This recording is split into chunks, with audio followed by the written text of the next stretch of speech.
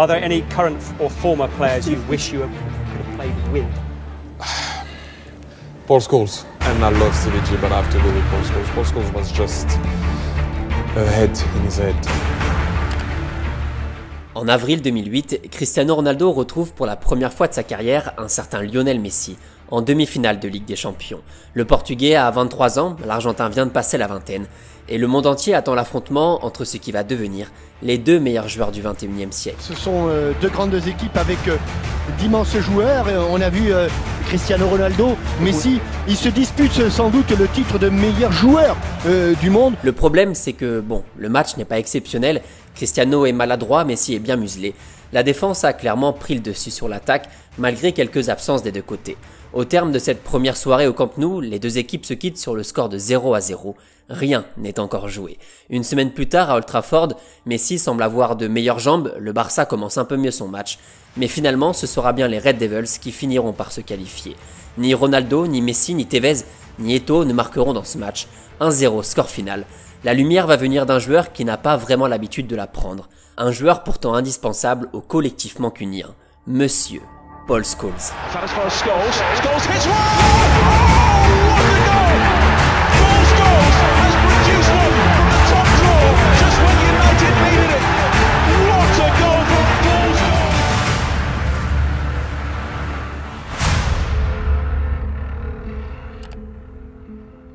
Dans le football, généralement, il y a deux catégories d'artistes. Ceux qui font parler, ceux qui en font toujours beaucoup, qui installent un clivage entre les fans, soit on aime, soit on n'aime pas. Et puis, il y a la deuxième catégorie, la team des discrets. Des joueurs de l'ombre, des mecs qui ne font jamais la une des journaux, et dont les observateurs oublient presque parfois qu'ils font partie de l'équipe. Paul Scholes, clairement, était le capitaine de la deuxième, et jouait dans l'ombre des grandes stars à côté de lui, en étant peut-être un meilleur footballeur qu'eux. Polo ne prenait jamais la lumière, et ça tombe plutôt bien. Avec sa peau toute blanche de bon british, c'était un coup presque à rougir.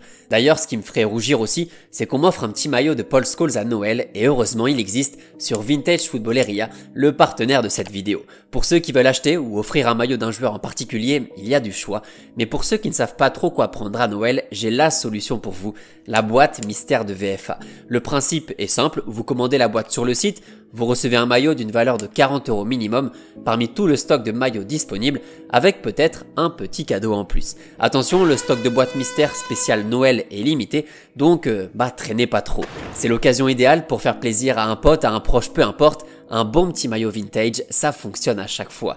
VFA, pour ceux qui ne connaissent pas, c'est un site français de maillots 100% authentiques avec des dizaines de milliers de pièces référencées. Des clubs, des sélections, des accessoires, des gardiens. Vous allez forcément trouver de quoi vous faire plaisir sur le site. Manchester United ou sélection anglaise en plus, il y a 2-3 petites pépites. Le site et les maillots sont vraiment top, donc je suis très content de continuer à travailler avec eux. Le lien est dans la description, vous avez en plus 10% de réduction en utilisant le code CDF10 au moment du paiement. Soyez pas timide, allez faire un petit tour sur le site de Vintage Footballeria. D'ailleurs, en parlant de ça, sa timidité maladive a peut-être un peu freiné ses ambitions personnelles, mais une fois sur le terrain, son football parlait pour lui. Scholes n'avait pas grand chose pour devenir un immense patron au milieu, il était petit, frêle, abonné aux problèmes de santé, mais heureusement tout le reste, c'était merveilleux. Cette qualité de passe d'abord, on va commencer par là. L'Anglais avait deux paires de chaussures. La première pour caresser la balle et envoyer ses magnifiques transversales. Et la deuxième cette fois-ci pour maltraiter le cuir. Mais ça, on en reparlera juste après. Scholes avait un pied magique, voire deux pieds magiques, et dictait tranquillement le jeu des Red Devils à coups de grands ballons qui traversent le terrain, d'inspiration magique à l'entrée de la surface, et de petites passes bien senties.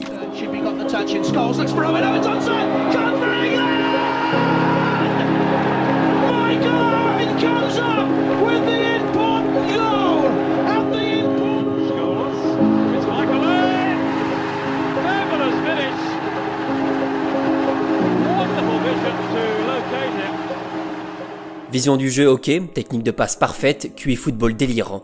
La recette du Scholesy a plusieurs ingrédients et pour remonter tout ça, quoi de mieux qu'une bonne mentalité de gros bourrin.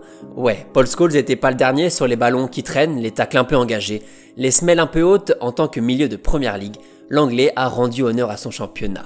C'est pas juste 2-3 interventions plus que limite. On parle ici d'un joueur qui était tout le temps dans cette mentalité agressive, même à l'entraînement. Un mec qui met de l'intensité dans absolument tout ce qu'il fait. Within the first minute, Paul Scholes crashed into the Swedish midfielder Hakan Mill. It put Mills out of the game with an ugly-looking injury, and Scholes' aggression was eventually to cost England dear. Alors autant vous dire que l'association Roy Keane et Paul Scholes, c'était le genre de match que tu cochais dans le calendrier avec un petit rendez-vous chez le psy quelques heures plus tard. Et puis bien sûr, si je vais pas m'étaler sur toutes ses qualités techniques, Scholes avait d'énormes facultés offensives et avait cet instinct presque de numéro 9 pour terminer les actions. Alors oui, Polo s'est envoyé des énormes sacoches. Scholes! Unbelievable! Unbelievable! Scholes! Oh! Scholes! Oh, yes! Give it straight to Paul Scholes! What about that? What about that? Mais Polo excelle aussi devant le but dans plusieurs types de situations. C'est assez fou pour un gars qu'on connaît plutôt au milieu, mais on a l'impression que Paul Scholes a fait ça toute sa vie. Vous l'avez compris, aujourd'hui on va revenir au début des années 90, il y a 30 ans, pour parler d'un petit bonhomme d'1m71 devenu une légende du football mondial. Bon, l'avantage avec Paul Scholes, c'est que géographiquement parlant, on va pas aller très loin. Scholes est né ici, à Salford, et si on dézoome un peu, on est tout simplement dans la banlieue de Manchester. Le jeune anglais commence rapidement à taper la balle, à taper plutôt bien la balle, mais le problème c'est qu'il est aussi un excellent joueur de cricket, et la question de savoir dans quel sport il va s'investir se pose réellement. Heureusement, Paul et ses parents font le bon choix, et en 88, il rejoint l'académie de Manchester United, le club le plus proche du domicile familial. Avec les équipes jeunes, l'anglais monte tranquillement en température sur le terrain, mais en dehors montre déjà les signes d'une timidité qu'il va traîner durant toute sa carrière. Well, the first leg, I think a bit complacent crept in. And the second leg was brilliant. Attitude was brilliant. A lot different. Changed a lot. L'anglais est surtout un très bon joueur de football et quand Sir Alex lui donne sa chance en 94 pour son premier match professionnel, Paul Scholes met un doublé. Timide peut-être, mais pas vraiment sur le terrain. Well, good cross. Yes! Beautiful goal. And Scholes has done it again. Bon, même si ce n'est qu'un match de Coupe de la Ligue, Scholes a pu se montrer et va faire une vingtaine d'apparitions lors de cette saison 95 avant de s'installer un peu plus sérieusement dans l'effectif. À chaque fois, c'est plutôt une question d'opportunité. En 96, Eric Cantona est suspendu pour sa médaille d'or à l'UFC, donc Scholes est placé en soutien d'Andy Cole et envoie 14 buts en 31 matchs sur toute la saison, un bilan très positif pour sa première. Le problème, c'est que Cantona va revenir et surtout que Roy Keane va se blesser, donc l'anglais doit combler l'absence de l'irlandais et redescendre un peu plus bas sur le terrain. Ouais, Polo sait faire beaucoup de choses, Sir Alex le sait très bien, et en profite pour le placer, disons, un peu où il veut. Paul actually joined us as a striker, but then we used to play him in behind the main striker with the youth team. But eventually his passing ability, it was obvious that centre midfield was his best position. Si Manchester tourne bien collectivement, avec plusieurs titres de champion d'Angleterre, le numéro 18 s'est vraiment installé dans l'effectif avec toute cette nouvelle génération, la fameuse classe de 92. Lors de la saison 98-99, l'équipe ressemble à ça, un 4-4-2 bien british avec ce double milieu Roy Keane et Paul Scholes pour assurer la sécurité au milieu. C'est pas vraiment des colosses, mais attention, ça peut faire très mal.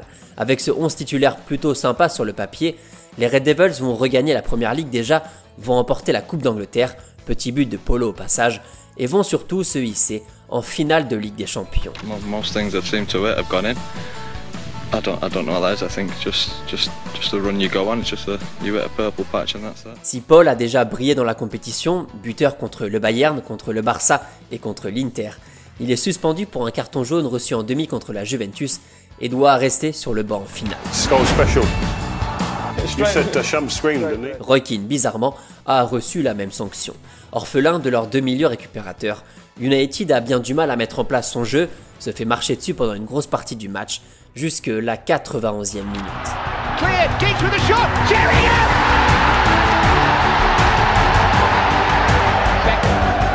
Into Sheringham, and Solskjaer has won it! Manchester United are the champions of Europe again, and nobody will ever win a European Cup final more dramatically than this. Depuis les tribunes du Camp Nou, Paul Scholes voit son équipe égaliser puis repasser devant, pour remporter sa première Ligue des Champions depuis celle de 68. L'accomplissement ultime en club, United confirme enfin en Ligue des Champions sa domination en Angleterre. Scholes a déjà fini le jeu, il peut dormir sur ses deux oreilles. Scholes a désormais 24 ans, c'est toujours un petit jeune entre guillemets, mais son statut clairement a changé et son importance dans le jeu des Mancuniens ne va faire que croître avec les années. En 2000, 2001, 2002 et 2003, il dispute près de 60 matchs, il est impliqué à chaque fois entre 20 et 30 buts par saison, dans une position qui change régulièrement. On est soit sur un milieu à 2 avec Roy Keane, on en a déjà parlé, un milieu à 3 avec le nouvel arrivant Juan Sebastian Veron, ou un peu plus haut en soutien de Ruud van Nistelrooy. Oh, lovely touch from Scholes. Now Van Nistelrooy, first chance of the night, and he's taken it. Now Van Nistelrooy looking for a shot on the turn, which he's done, and squeezed it in. To Scholes, he's going to have a go. Van Nistelrooy's onside, 2-0. Ruud van Nistelrooy. Early chance for him, and he takes it. Inside 30 seconds, his fifth goal. En fait, le simple fait d'avoir Scholes sur le terrain stimule complètement les performances des autres joueurs. Les attaquants et surtout les joueurs de côté anticipent toujours sa longue passe presque divine qui généralement termine dans les pieds. Les milieux et les défenseurs quant à eux ne paniquent jamais lors du pressing adverse car ils savaient qu'en donnant le ballon à Polo, tout irait très bien. Et en effet, tout allait très bien. Quand Roy Keane était là, Scholes jouait plutôt dans un rôle de milieu box-to-box, on va dire, meneur, relayeur, récupérateur. Polo n'est pas un grand fan de mode, comme ses coéquipiers d'ailleurs, et pourtant il a plusieurs casquettes. Mais quand Roy Keane est parti, il a dû assumer ce rôle plus de régista plus en retrait, qui doit lancer le jeu de son équipe. Et avec une compréhension du jeu aussi développée, une qualité de passe aussi merveilleuse, l'Anglais nous a régalé et a fait tellement de bien aux joueurs offensifs de Manchester.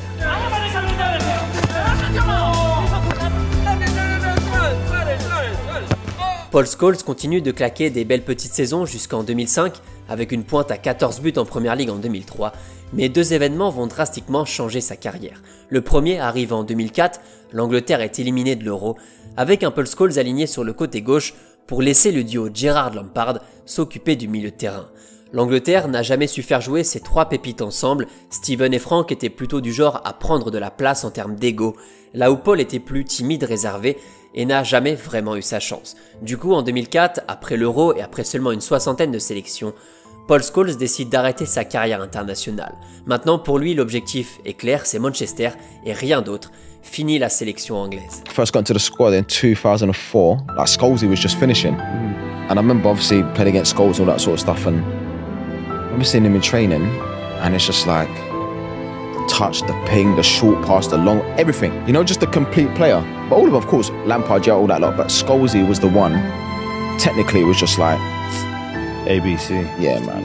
Easy. Deuxième info, cette fois-ci médicale, l'Anglais a dû renoncer à la fin de la saison 2006 pour un problème de vision, certainement dû à un choc, qui a mis en péril toute la fin de sa carrière. Bon, heureusement pour les Red Devils, il a pu revenir, et oui, il envoyait bien ce genre de passe avec apparemment un problème de vision. Le football était décidément un peu trop facile pour lui.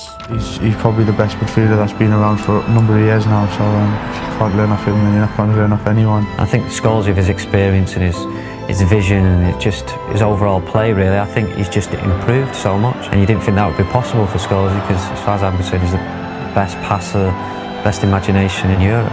And he's improved on that, and he's done that consistently throughout the season. En 2007-2008, Paul Scholes est toujours un joueur majeur de l'effectif et malgré quelques pépins physiques, il est bien titulaire en demi-finale de Ligue des Champions face au Barça.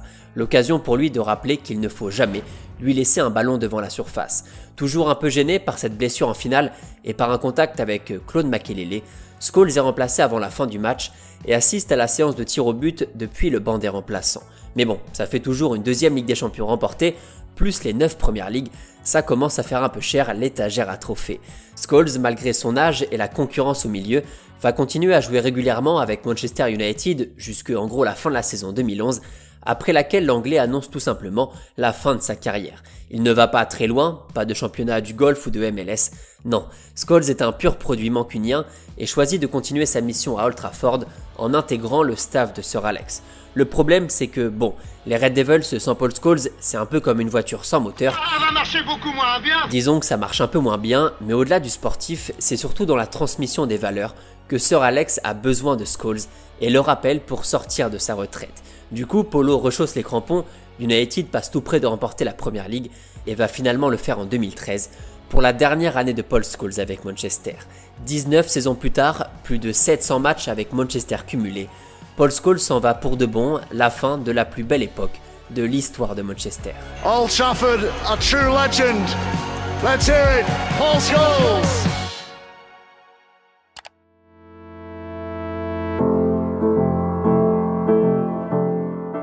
J'ai bien reçu tous vos messages, vos mails, vos commentaires qui me demandaient une vidéo sur Paul Scholes. La voilà, le voici, le génie roux comme il était surnommé, nous fait l'honneur de venir sur la chaîne.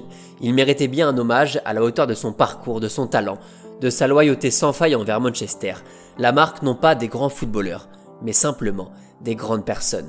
Le pire dans l'histoire, c'est que Polo a fait tout ça en étant asthmatique, avec une maladie au genou et un problème de vision, qui l'ont gêné durant une grande partie de sa carrière. Comme le disait le grand Hugo Ferrari, heureusement qu'il n'était pas en bonne santé. Chez l'anglais, absolument tout respirait la simplicité. Pas de scandale, pas de grands discours, jamais d'engueulade, marié à l'amour de sa jeunesse.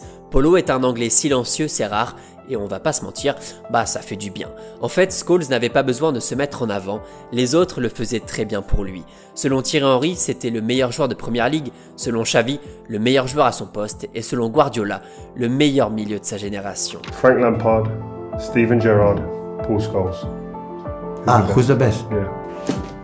All respect, Frank, Stephen, all respect, but Paul Scholes is my favorite one. Yeah? Why? I love it. I think he had everything. L'Espagne, grande admiratrice du talent de Scholes, avec cet exemple assez exceptionnel. À la fin de la finale de la Ligue des Champions 2011, Scholes porte le maillot d'Iniesta, qu'il vient d'échanger avec l'Espagnol, sauf qu'Iniesta n'était pas le seul sur le dossier. Xavi, Pedro et même Messi s'étaient précipités pour récupérer son maillot. La team des petits formats sait reconnaître le talent d'un des leurs. Même ses anciens coéquipiers de Manchester, la fameuse génération 92, quand on leur demande qui était le meilleur parmi eux, la réponse est unanime. Well, we got to pick one. Yeah. Scholes. Scholesy. His awareness and controlling of the game. Passing, long pass, short pass. Knew where the ball was going to land. Un petit gars discret qui vient de Manchester, qui bosse beaucoup, qui fait pas de bruit et qui s'arrache sur le terrain. Le prototype rêvé par Sir Alex Ferguson. Mais alors pourquoi est-ce qu'on parle finalement très peu de Paul Scholes alors que tous les plus grands ont des étoiles dans les yeux en évoquant sa carrière? C'est compliqué d'avoir une réponse avec des arguments fondés, mais aurait-il eu plus de crédit avec le physique de Beckham, la technique de Cristiano ou l'ego de Frankie Lampard? La réponse est oui, probablement. En tout cas, aucun de ces trois-là n'a le record de carton jaune en Ligue des Champions. Polo n'était pas un homme des mots, il était l'homme des mots. On est ici sur l'essence même du British, toujours un peu border, toujours un peu bourrin, le British qui tape la balle comme si c'était la dernière frappe de sa vie, et qui à côté de ça peut se vanter aussi d'avoir l'une des plus belles qualités de passe qu'Old Trafford ait connue. On connaissait déjà Frankie et Stevie, mais Scholesy était peut-être encore plus fort que ces deux-là, et l'Angleterre semble ne jamais s'en être rendu compte. La cerise sur le gâteau de cet épisode, c'est que Scholes est toujours resté l'homme d'un club de 91 à 2013. Jamais l'envie d'aller voir ailleurs, jamais le soupçon d'un transfert dans un autre club. Si Polo rougit souvent, c'est pour une bonne raison. Il aime le rouge et ne l'a jamais quitté. Il était sans aucun doute le meilleur milieu de sa génération, le joueur le plus craint par les adversaires et le meilleur anglais de l'époque. Rassurez-vous, ça, c'est pas moi qui le dis, c'est un petit Français qui portait le numéro 10 et qui répondait au nom de Zinedine Zidane. L'hommage d'un géant pour un autre géant.